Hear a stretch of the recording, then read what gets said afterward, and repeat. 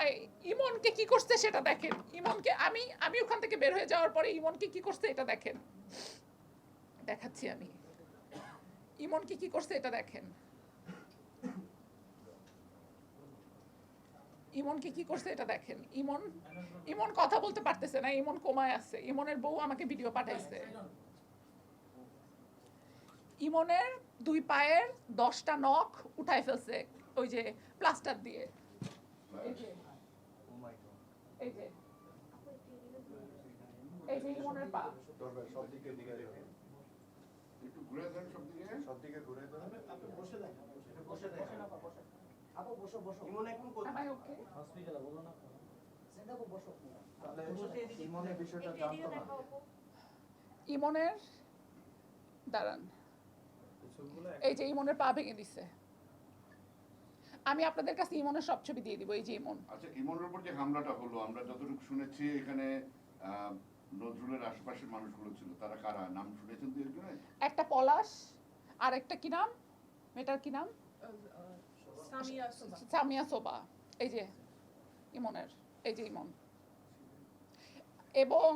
এবং ইমনের মাথার ওর বউ আমাকে যেটা বললো, সামিয়া সোবা যে আপনার উপর হাতে চা ঢেলে কফি ঢেলে দিল, ও আমাকে খাওয়াইতে গেছে, আমি খাইনি, তখন ওই আসিয়ানের নজরুল আমার গায়ে ঢেলে দিছে এবং সামিয়া ওখানে ছিল। এবং সামিয়াকে আমি অনুরোধ, ও তো আমার বাসার, এই সামিয়া তো আমার বাসার দাসী হওয়ার যোগ্য না, ও আমার বাসার দাসী হওয়ার যোগ্য না, ও আমার সামনে আসুক। ভুল হয়ে গেছে, ওর নামটা কেসে দেই নাই, ওর কেস। এই যে ইমনের ভিডিও দেখেন।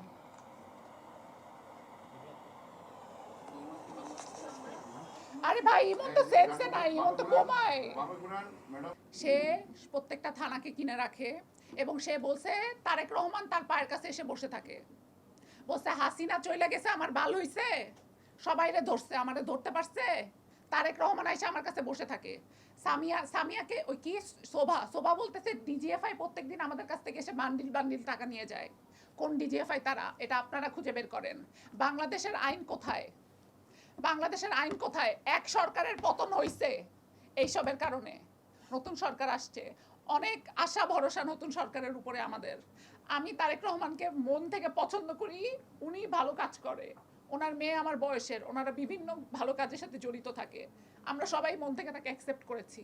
কিন্তু আমি তাকে বলতে চাই, আপনি আপনার স্বরাষ্ট্র মন্ত্রণালয়কে বলেন এটার কঠোর বিচার করতে।